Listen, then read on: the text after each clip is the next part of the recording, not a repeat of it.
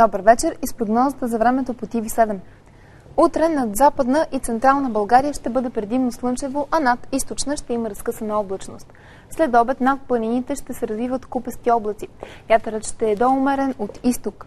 Минималните температури ще са от 14 до 20 градуса, а максималните от 26 до 31 градуса в югозападните райони, по-високи до 33.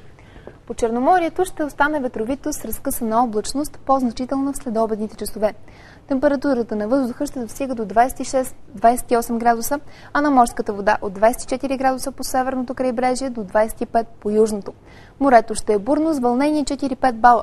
Ще духа умерен североизточен вятър. Над източните части от Балканите ще е предимно слънчево, а над западните и южните облачността ще се увеличава. В тези райони ще има условия за краткотрайни валежи. Преобладаващите максимални температури на полуострова ще са от 28 до 33 градуса, в северозападните райони по-ниски. Краткотрайни превалявания от дъжд, придружени от гръмотевици, ще има в Великобритания, Норвегия и Прибалтика.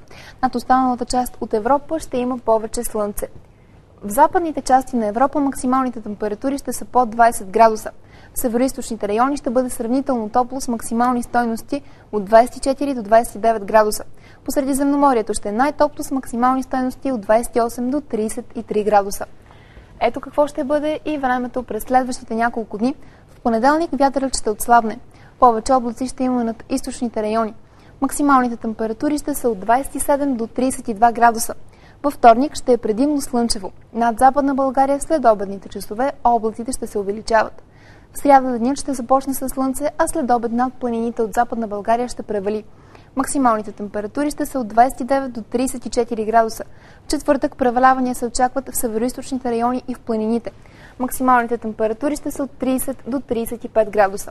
Това беше прогнозата за времето, а сега програмата на TV7 продължава с мача Левски Ботев Враца. Желая ви спокойна вечер с TV7.